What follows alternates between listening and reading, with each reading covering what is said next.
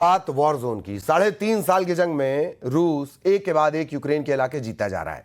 दावा किया गया कि रूस ने पूर्वी यूक्रेन का किला कहे जाने वाले एक शहर पर पूरी तरह कब्जा कर लिया है, इसकी वजह से जेलेंस्की के साथ साथ ट्रंप के भी होश उड़ गए हुए हैं। जेलेंस्की अब ट्रंप से कह रहे हैं कि रूस को 50 दिन का अल्टीमेटम देना बहुत बड़ी गलती साबित हो रहा है।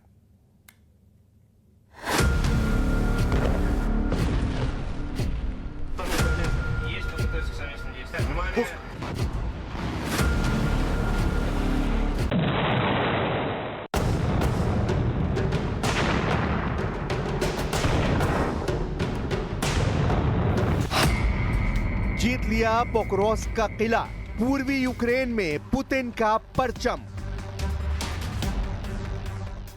रूस यूक्रेन जंग को लगभग 1250 दिन होने वाले हैं और इतने वक्त में रूस ने यूक्रेन की कुल जमीन के 5वें हिस्से पर कब्जा कर लिया है।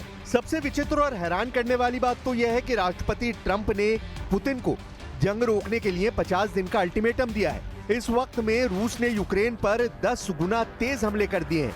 खासतौर से पूर्वी यूक्रेन का किला कहे जाने वाले पोक्रोव्स्क शहर पर रूसी सेना ने एक बड़े हिस्से पर कब्जा करने का दावा किया है। इधर यूक्रेनी सेना अमेरिका और नेटो के चक्कर में इस तरह से फंस गई है कि उसे समझ ही नहीं आ रहा कि रूस के हमलों से निपटे या फिर रूस पर जबरदस्त पलटवार करे। हम आपको दिखाने जा रहे हैं कि इस वक्त राष्ट्रपति जेलेंस्की का यूक्रेन दो ताकतों के बीच बुरी तरह से पिस रहा है। हम शुरुआत करते हैं पिछले 24 घंटे में रूस यूक्रेन जंग में कैसे रूसी सेना बाजी मारती नजर आ रही है। रूस ने जीता पोक्रोव्स्क का किला, 24 घंटे में 1220 यूक्रेनी सैनिक। इस वक्त यूक्रेन दो तरफ से बुरी तरह से मारा जा रहा है।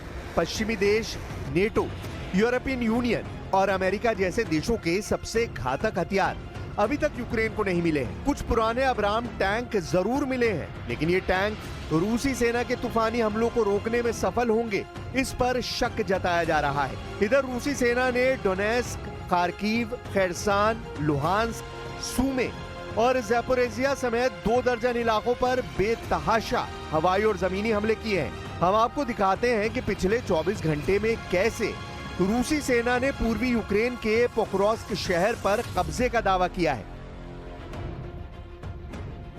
23 जुलाई 2025 को रूसी रक्षा मंत्रालय ने युद्ध क्षेत्र में कई जीत के दावे किए हैं। रूसी सेना का दावा है कि पिछले 24 घंटे के भीतर 2 यूक्रेनी शहरों पर रूसी सेना ने कब्जा कर लिया है। रूसी सेना ने डोनेस्क में नोवोटोरेत्स्कोय और सूमे में वराचिन पर कब्जा करने की घोषणा की है। रूसी अधिकारियों ने यह भी दावा किया है कि इस मिशन के दौरान यूक्रेन को भारी नुकसान हुआ और एक ही दिन में 1220 यूक्रेनी सैनिकों के मारे जाने या घायल होने का अनुमान है। इधर रूसी सेना ने सबसे बड़ी जीत का दावा पूर्वी यूक्रेन के शहर पोक्रोव्स्क को लेकर किया है। दावा किया गया है कि इस वक्त रूसी सेनाएं पूर्वी यूक्रेन के भारी सुरक्षा वाले शहर पोक्रोव्स्क में मौजूद है। मॉस्को ने युद्धग्रस्त डोनेस्क के पोक्रोव्स्क क्षेत्र में यूक्रेनी रसद केंद्र पोक्रोव्स्क पर कब्जा करने में कई महीने लगाए हैं, तब जाकर कब्जा हो पाया है। रूस ने डोनेस्क के साथ साथ मुख्य भूमि यूक्रेन के लुहांस्क, ज़ैपोरिज़िया और खेरसान क्षेत्रों पर भी कब्जा कर लिया है। हालांकि यूक्रेनी सेना के टॉप कमांडर दावा कर रहे हैं कि रूसी सेना झूठ बोल रही है।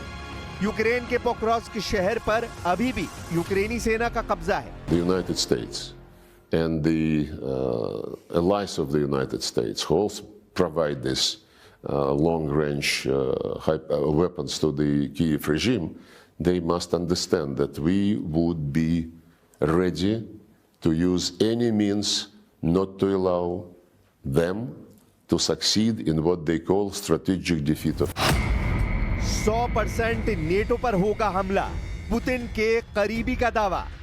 रूस यूक्रेन जंग तीसरी जंग में बदल चुकी है, ये कहना जरा भी गलत नहीं है। इस वक्त यूक्रेन के पास हारने को कुछ भी नहीं बचा है, जबकि दूसरी तरफ ट्रंप की शह पर नेटो और यूरोपीय देश रूस पर हमला करने की तैयारी में जुट गए हैं। लेकिन 41 महीने से ज्यादा वक्त से जंग कर रहा रूस अब नेटो और पश्चिमी देशों को अपने टारगेट पर ले चुका है। पुतिन के करीबी दिमित्री मेदवेदेव ने जो दावा किया है वो चौंकाने वाला है। यूक्रेन युद्ध बढ़ा तो पश्चिमी देशों पर हमला करेगा रूस।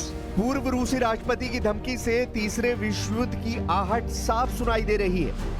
रूस के पूर्व राष्ट्रपति और राष्ट्रपति व्लादिमीर पुतिन के खास दिमित्री मेदवेदेव ने यूक्रेन युद्ध से जुड़े खतरे की ओर इशारा कर दिया है। उन्होंने कहा कि पश्चिमी देशों के दिए हथियारों के कारण यूक्रेन में तनाव बढ़ा है और लड़ाई भीषण हुई तो पश्चिमी देशों को रूस के हमले झेलने के लिए तैयार रहना होगा। मेदवेदेव ने अमेरिका के नेतृत्व वाले सैन्य संगठन नेटो को बकवास बताया है और ये भी कहा है कि फिलहाल नेटो के सदस्य यूरोपीय देशों पर हमला करने की रूस की कोई योजना नहीं है। मेदवेदेव ने ये बयान रूस की सरकारी न्यूज एजेंसी तास को दिए साक्षात्कार में कही है।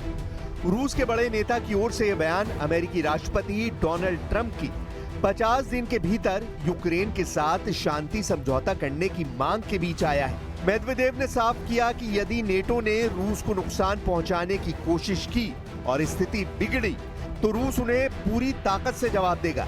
इस बारे में पश्चिमी देशों के नेताओं की जो सोच और बयान है वो मूर्खतापूर्ण है। ज़ेलेंस्की की परमाणु चाल, एटमी जंग से बचेगा यूक्रेन। पिछले 32 घंटे में रूस यूक्रेन जंग में कुछ ऐसा हुआ है जिसने रूस को मजबूर कर दिया है कि वो परमाणु जंग करे। हैरानी की बात तो यह है कि राष्ट्रपति ज़ेलेंस्की भी चाहते हैं कि रूस ऐसी एटमी जंग शुरू करे कि मजबूरी में यूक्रेन को बचाने के लिए अमेरिका, ब्रिटेन, फ्रांस, जर्मनी समेत नेटो के सभी 32 देशों को रूस के खिलाफ मोर्चा खोलना पड़े। जानकारों का दावों के मुताबिक यूक्रेनी सेना ने जानबूझकर रूस के परमाणु ठिकानों और एटमी फैसिलिटी पर मिसाइल और ड्रोन से हमले किए हैं। यूक्रेन अच्छी तरह से जानता है कि पुतिन का रूस यूक्रेन के हर तरह के हमले बर्दाश्त कर सकता है, लेकिन अपने परमाणु ठिकानों पर यूक्रेन के हवाई हमलों को रत्ती भर बर्दाश्त नहीं करेगा। इसीलिए बार बार यूक्रेन रूस के उन सैन्य ठिकानों पर हमला करने की कोशिश में जुटा है जो पुतिन को बेहद नाराज कर दे और रूस किसी तरह से परमाणु युद्ध शुरू कर दे। अगर ऐसा होता है तो ये निश्चित है कि रूस के खिलाफ पश्चिमी देश, नेटो और अमेरिका सीधी जंग में कूद पड़ेंगे।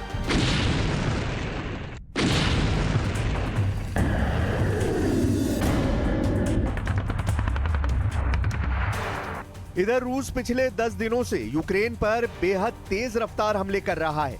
दावों के मुताबिक रूस इस वक्त ईरान निर्मित शाहिद 136 ड्रोन, इस्कंदर एम मिसाइलों, सुखोई सीरीज के लड़ाकू विमानों, टीयू सीरीज के बम वर्षकों से बेहद सटीक हमले यूक्रेन पर कर रहा है। यूक्रेन का दावा है कि रूस ने नए इलाकों को इसलिए निशाना बनाना शुरू कर दिया है ताकि यूक्रेन की अग्रिम सुरक्षा पंक्ति को तोड़ा और भटकाया जा सके। और कुछ खबरों में तो दावा किया गया है कि पुतिन के आदेश पर रूसी सेना की छोटी छोटी टीमों को यूक्रेन पर हमला करने के लिए भेजा गया है। 4 और 2 पहियों वाली बाइकों से रूसी सेना यूक्रेन के नए इलाकों में तेजी से हमले कर रही है, जिसकी वजह से यूक्रेन के सामने समस्या ये हो गई है कि रूसी सैनिकों की छोटी हमलावर टीमों को मारने में बहुत ज्यादा हथियार और सैनिकों की जरूरत पड़ रही है। रूस की इसी खूनी रणनीति को देखते हुए अमेरिका और फ्रांस ही रूस से सीधी जंग की तैयारी में जुट चुके हैं और इसीलिए अमेरिका ने ऐलान कर दिया है कि हमने यूक्रेन को हथियार सप्लाई शुरू कर दी है, जिसे रोका गया था। जरा अमेरिका से आई इस खबर को देखिए।